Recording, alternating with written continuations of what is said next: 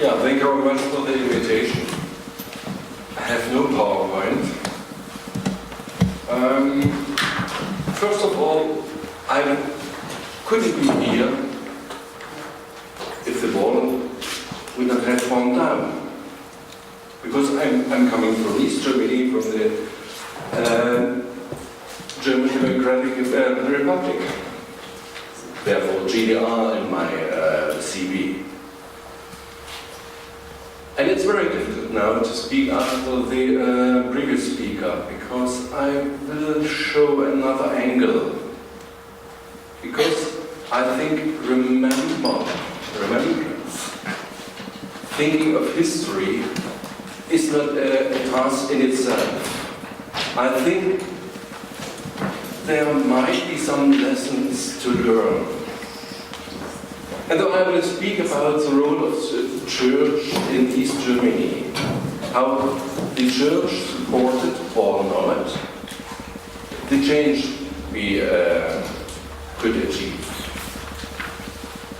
You know, Germany, East and Western Germany are a special case, because we are the same people, but we were divided by the Second World War. And even the Church were very close to each other. In the 50s, it was a common organization between West and East. In the 60s then, it was decided, also under pressure from the communist regime, of course, it was decided to create an own organization, especially for the Protestant churches in Eastern Germany. I say it's a difficult relation between the church and some groups which were important in the 80s especially. Because if you are too close to the ruling power, you might be compromised. Because if you are too close and you don't keep the distance, then you might not be free enough to work for society. And I think, and that's my message at the end, I think we need organizations, we need like churches and others who work for society independently of power. That's very important. And therefore, the communists fought very much the church in the 50s, especially the youth organizations in the parishes. In the 60s, there was this new creation of an old organization in the GDR. And then we cannot forget all of the international affairs, like the Helsinki process, you know, for security and cooperation. It influenced the policy in Eastern Germany very much, because people knew about it, not only because of they could listen to Western radio and television, but even the communist regime was obliged to produce the text in the big newspaper, so we could read it. We could answer those people, why are you not following these decisions taken in Helsinki? And then, in the end of the 70s, beginning 80s, there was a conference of all the Protestant churches in Vancouver.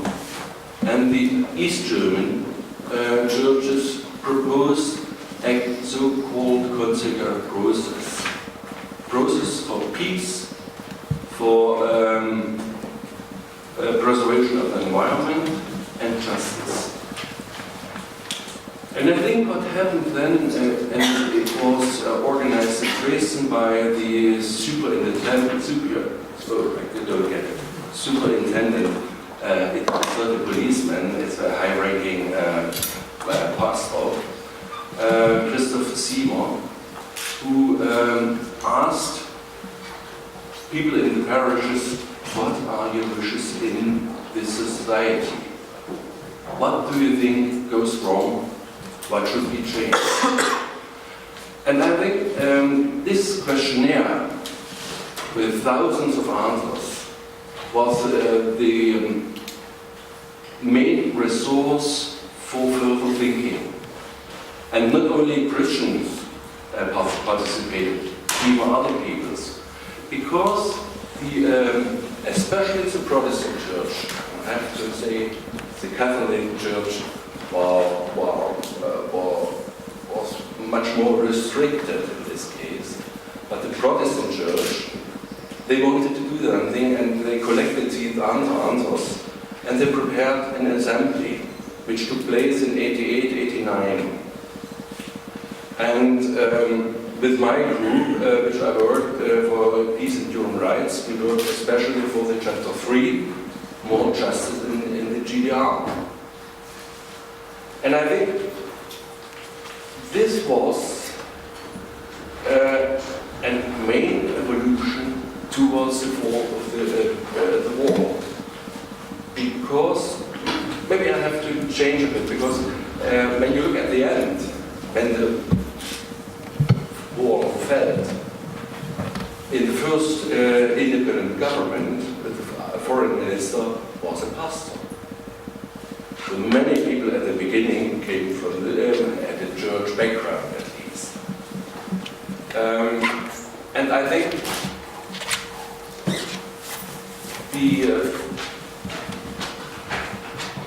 I don't know if this final document exists in English to read for you. I think it's still valuable today. Because the role the church played at that time was to care for poor. And I think there's a connection to the theology of liberation in southern Latin America, which influenced all of the thinking in Europe, especially in Eastern Germany. The role of the church is to care for poor people. Only having no money? Only being ill? No. I think the motion there was poor people are those who suffer in a society. That are all, maybe, or many people. And I think what we need, and what the result of this process are, we need organizations to care for poor people, people who suffer in society. And then you can transform, I think, in our living today. Who are the poor today? Which organizations we have who can take care of those people? At that time, at least, the Protestant church in East Germany did it. Today, I'm not so quite sure, because church is sometimes too close to the power, to the government. Maybe with the new pope, there's change, I don't know. But that was what I wanted to tell you, because we are out of time, I think. But I'm happy to answer questions. Thank you very much.